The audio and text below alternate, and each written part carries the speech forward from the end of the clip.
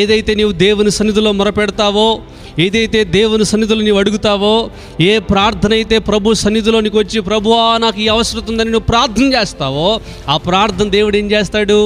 ఆలకిస్తాడు. ఆ ప్రార్థన ఖచ్చితంగా దేవుడు ఏం చేస్తాడు?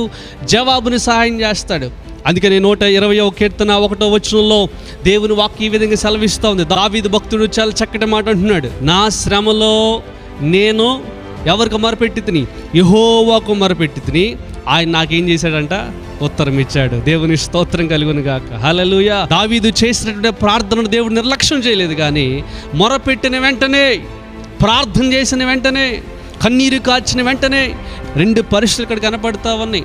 ఒకవైపున దావీదు ప్రార్థన చేస్తూ ఉంటే, రెండో వైపున దావీదు చేసినటువంటి ప్రార్థనకు దేవుడు ఏం చేస్తున్నాడు? జవాబును సహాయం చేస్తున్నాడు.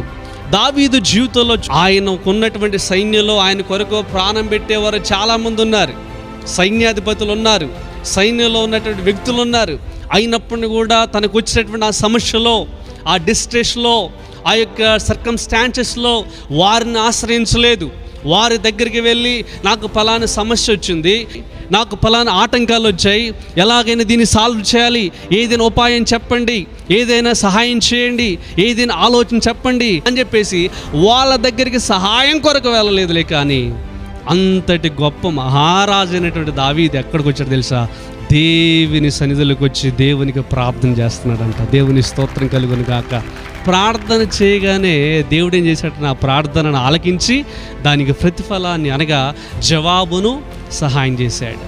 ఎస్, మన జీవితంలో కూడా సమస్యలు వస్తూ ఉంటాయి, శ్రమలు వస్తూ ఉంటాయి, శోధనలు వస్తూ ఉంటాయి, ఇబ్బందులు వస్తూ ఉంటాయి. ప్రియమైనటువంటి సంఘమా, నీకు వస్తున్నటువంటి సమస్యలో, నీకు వస్తున్నటువంటి శ్రమలలో, నీకు వస్తున్నటువంటి ఆ వ్యతిరేకతలో ఎవరిని ఆశ్రయిస్తున్నావు? ఎవరి దగ్గరికి వెళ్తూ ఉన్నావు? దేవుని దగ్గరికి రాగలుగుతున్నావా? దేవుని సన్నిధిలోనికి వచ్చి ప్రార్థన చేయగలుగుతున్నావా? సంఘ సహవాసంలో ఉండి వారి యొక్క ప్రార్థన అవసరతను కోరగలుగుతున్నావా? లేకపోతే వ్యక్తుల మీద ఆధారపడుతున్నావా? నీ శ్రమలలో దేవునికి మొరపెట్టి విశ్వాసిగా ఉండాలి.